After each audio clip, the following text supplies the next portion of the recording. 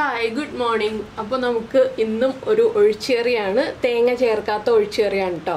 അപ്പോൾ തേങ്ങ ചേർക്കണ്ടെന്ന് പറഞ്ഞിട്ട് പലരും നമുക്ക് കമന്റ് ചെയ്യുന്നുണ്ട്. അതുകൊണ്ടാണ് ഞാൻ തേങ്ങ ചേർക്കാത്ത ഒഴിച്ചേറിയെന്ന് എടുത്തു പറയുന്നത്.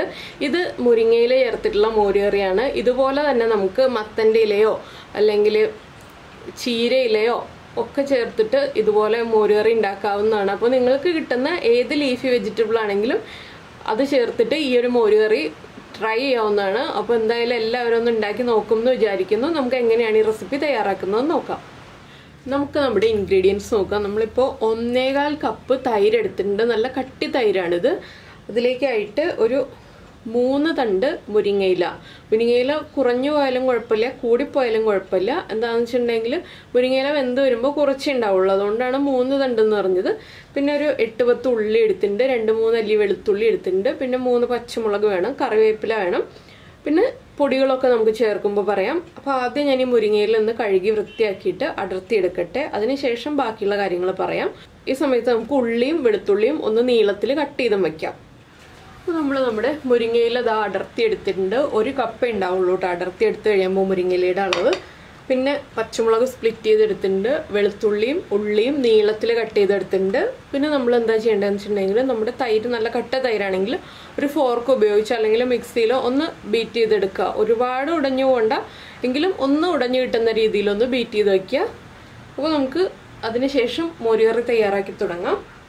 അപ്പോൾ നമ്മൾ മോരുകറി തയ്യാറാക്കാനായിട്ട് ഒരു ചട്ടി വെച്ചിട്ടുണ്ട്. ചട്ടിയിലേക്ക് ഞാൻ വെളിച്ചെണ്ണ ഒഴിക്കുകയാണ്. ഇത് നോൺ സ്റ്റിക്ക് പാനിലാണെങ്കിലും മൺചട്ടിയിലാണെങ്കിലും ചെയ്യാവുന്ന റെസിപ്പിയാണ് കേട്ടോ. ഇന്ന പാത്രത്തിൽ ചെയ്യാൻ പാടില്ല എന്നൊന്നുമില്ല, ചെയ്യാൻ പാടുള്ളൂ എന്നില്ല. അപ്പോൾ അത്യാവശ്യം കുറച്ച് വെളിച്ചെണ്ണ നമ്മൾ ഉള്ളിയും വെളുത്തുള്ളിയൊക്കെ വഴറ്റിയെടുക്കാനും മുരിങ്ങയില വഴറ്റിയെടുക്കാനും ഒക്കെ ആവശ്യമായിട്ടുള്ള വെളിച്ചെണ്ണ ചേർത്തിട്ടുണ്ട്. വെളിച്ചെണ്ണ ഒന്ന് നന്നായിട്ട് ചൂടായി വരട്ടെ. അപ്പോൾ നമ്മുടെ വെളിച്ചെണ്ണ ചൂടായി വന്നിട്ടുണ്ട്. ഇതിലേക്ക് നമുക്ക് ആദ്യം 1 ടീസ്പൂൺ കടുക് ചേർത്ത് കൊടുക്കാം. കടുകൊന്ന് പൊട്ടിത്തുടങ്ങട്ടെ.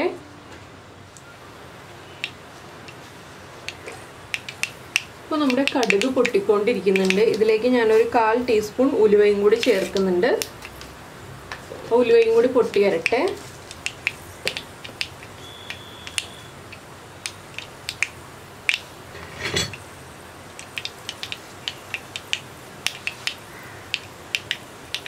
ഇനി ഇതിലേക്ക് നമ്മൾ ചേർക്കുന്നത് ഒരു 3 വറ്റൽമുളകാണ്.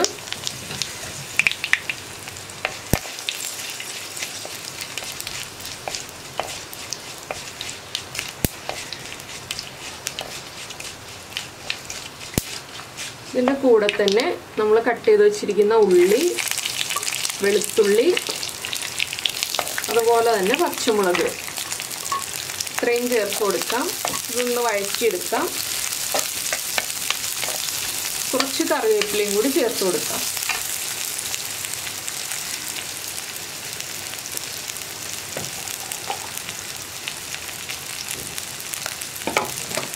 ഇനി ഉള്ളിയൊക്കെ ഒന്ന് സോഫ്റ്റ് ആയി വരുന്നത് വരെ ഇളക്കി കൊടുത്തുകൊണ്ടിരിക്കുക. ഇതിലേക്ക് ഇപ്പോൾ ഒന്നും ചേർക്കാനില്ല. നമുക്ക് ഉള്ളിയെല്ലാം സോഫ്റ്റ് ആയി കഴിഞ്ഞിട്ടേ നമുക്കിനി പൊടികളൊക്കെ ചേർക്കാനുള്ളൂ. ഇപ്പോൾ നമ്മുടെ ഉള്ളിയൊക്കെ ഒന്ന് നന്നായിട്ട് വഴണ്ട് വന്നിട്ടുണ്ട്. ഇതിലേക്ക് നമുക്കൊരു 1/2 ടീസ്പൂണിൽ താഴെ മഞ്ഞൾപ്പൊടി ചേർക്കാം. 1/2 ടീസ്പൂൺ വേണ്ട, എന്നാൽ 1/4 ടീസ്പൂണിനേക്കാൾ കുറച്ചുകൂടി വേണം. പിന്നെ ചേർക്കുന്നത് ഒരു 2 പിഞ്ച് ഉലുവപ്പൊടിയാണ്. ഉലുവ വറുത്ത് പൊടിച്ച് വെച്ചിരിക്കുന്നതാണ്. 2 പിഞ്ച് മതി. നമ്മൾ ഉലുവ ചേർത്തിട്ടുണ്ട്, എങ്കിലും ഉലുവപ്പൊടിയും കൂടി ചേർക്കണം. പിന്നെ ഒരു 1/4 ടീസ്പൂൺ ജീരകപ്പൊടി, നല്ല ജീരകം പൊടിച്ചത്, നമ്മുടെ ക്യൂമിൻ സീഡ്സ് പൊടിച്ചത്.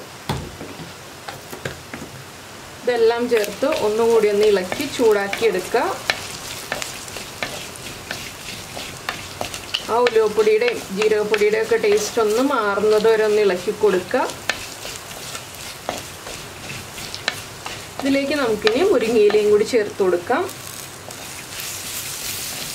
ഇപ്പോൾ കുറേ ഉണ്ടാവും, പക്ഷെ ഒന്ന് വഴന്ന് വരുമ്പോൾ കുറച്ചുണ്ടാവുള്ളൂ കേട്ടോ.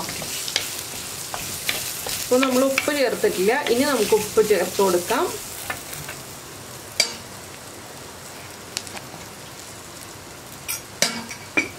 കുറച്ച് ഉപ്പ് ചേർക്കാം. എന്താണെന്ന് വെച്ചിട്ടുണ്ടെങ്കിൽ മുരിങ്ങയില വഴറ്റിയെടുത്ത് കഴിയുമ്പോൾ വളരെ ചെറിയ അളവിൽ ഉണ്ടാവുള്ളൂ. അപ്പോൾ അതനുസരിച്ച് നമ്മൾ ഉപ്പ് കൂടുതൽ ചേർത്തിട്ടുണ്ടെങ്കിൽ ഉപ്പ് കുറയ്ക്കാൻ ബുദ്ധിമുട്ടായിരിക്കും. ആദ്യമേ കുറച്ച് ഉപ്പ് ചേർത്തിട്ട് കറി ഉണ്ടാക്കുകയാണെങ്കിൽ നമുക്ക് ആവശ്യമാണെങ്കിൽ വീണ്ടും ഉപ്പ് ചേർത്ത് കൊടുക്കാം. മുരിങ്ങയില ഓവർ കുക്കാവാതെ നോക്കണം. ഒരു 2 മിനിറ്റ് ഒന്ന് ഇളക്കി കൊടുത്തിട്ടുണ്ടെങ്കിൽ തന്നെ മുരിങ്ങയില കുക്കായി കിട്ടും. മൺചട്ടിയിലാണ് വെക്കുന്നതെങ്കിൽ 2 മിനിറ്റ് കഴിയുമ്പോൾ ഫ്ലെയിം ഓഫ് ചെയ്യാം കേട്ടോ.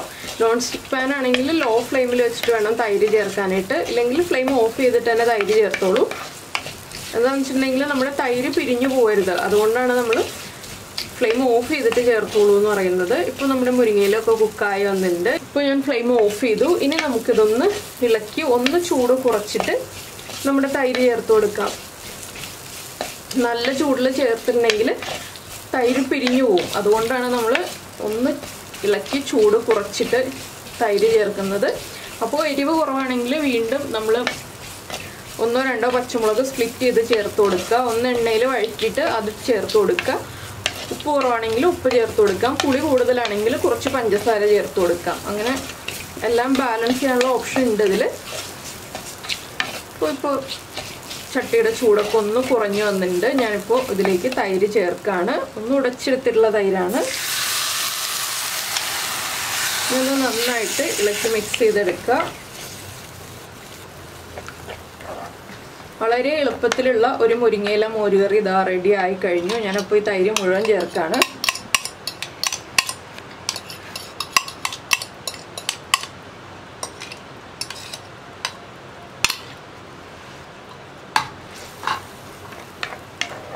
കണ്ടോ, ഇത്രയേ ഉള്ളൂ നമ്മുടെ മുരിങ്ങയില മോരുകറിയുടെ പരിപാടി. വേഗം ഉണ്ടാക്കി കഴിയുന്ന റെസിപ്പിയാണ്. ഒന്ന് മുരിങ്ങയില വഴറ്റിയെടുക്കുന്ന അത്രയും സമയം മാത്രമേ നമുക്ക് കൂടുതലായിട്ട് എടുക്കാനുള്ളൂ ഇതിൽ. അത് മുരിങ്ങയില വഴറ്റിയെടുക്കാന്ന് വെച്ചിട്ടുണ്ടെങ്കിൽ 2 മിനിറ്റ് മതി. നമ്മുടെ ഉള്ളിയൊക്കെ ഒന്ന് വഴന്ന് വന്നിട്ടുണ്ടെങ്കിൽ 2 മിനിറ്റ് കൊണ്ട് മുരിങ്ങയിലയും വഴറ്റിയെടുക്കാം. ഇതുപോലെ എളുപ്പത്തിൽ ഒരു കറി തയ്യാറാക്കുകയും ചെയ്യാം. അപ്പോൾ നിങ്ങൾ എന്തായാലും എല്ലാവരും റെഡിയാക്കി നോക്കുമെന്ന് വിചാരിക്കുന്ന എല്ലാവർക്കും മുരിങ്ങയിലൊക്കെ ഈസിലി അവൈലബിൾ ആണ്. അപ്പോൾ എല്ലാവരും റെഡിയാക്കി നോക്കിയിട്ട് ഇഷ്ടമായി കഴിഞ്ഞാൽ നമ്മുടെ വീഡിയോയുടെ താഴെ ഒന്ന് കമൻറ്റ് ചെയ്യാൻ മറന്നു പോകരുത് കേട്ടോ. അതുപോലെ തന്നെ ഇഷ്ടപ്പെട്ട റെസിപ്പി ആണെങ്കിൽ ഒന്ന് ലൈക്ക് ചെയ്യുകയും ചെയ്തേക്കണേ. പിന്നെ തൈര് ഉടയ്ക്കുമ്പോൾ വെള്ളം ചേർക്കാതെ ഉടച്ചെടുക്കണം. ഇത് കണ്ടോ, ഇതിപ്പോൾ പാകത്തിന് ലൂസായിട്ടുള്ള ഗ്രേവിയാണ്. തൈര് വെള്ളം ചേർത്ത് ഉടയ്ക്കുകയാണെങ്കിൽ വല്ലാതെ ലൂസായി പോകും നമ്മുടെ ഗ്രേവി. അതൊന്ന് ശ്രദ്ധിക്കണം. പിന്നെ നമ്മുടെ ചാനൽ ആദ്യമായിട്ട് കാണുകയാണ്, നമ്മുടെ വീഡിയോ പ്രസൻറ്റ് ചെയ്യുന്ന രീതിയൊക്കെ ഇഷ്ടമായി എന്നുണ്ടെങ്കിൽ നമ്മുടെ ചാനലൊന്ന് സബ്സ്ക്രൈബ് ചെയ്ത് സപ്പോർട്ട് ചെയ്യണേ. സബ്സ്ക്രൈബ് ചെയ്യുന്നതിന് ഈ വീഡിയോയുടെ താഴെയുള്ള റെഡ് സബ്സ്ക്രൈബ് ബട്ടൺ ഒന്ന് ക്ലിക്ക് ചെയ്യുക. അതിൻ്റെ റൈറ്റ് സൈഡിലുള്ള ബെല്ലൈക്കണം ക്ലിക്ക് ചെയ്യുക. അപ്പോൾ ഓൾ എന്ന് പറഞ്ഞിട്ടൊരു ഓപ്ഷനാണ്. ആ ഓളും കൂടി പ്രസ് ചെയ്തിട്ടുണ്ടെങ്കിൽ ഞാൻ എപ്പോഴും വീഡിയോ അപ്ലോഡ് ചെയ്യുമ്പോൾ നിങ്ങൾക്ക് നോട്ടിഫിക്കേഷൻ വരും. അപ്പോൾ എന്തായാലും നമുക്ക് നമ്മുടെ അടുത്തൊരു റെസിപ്പിയുമായിട്ട് അടുത്ത ദിവസം വീണ്ടും കാണാം.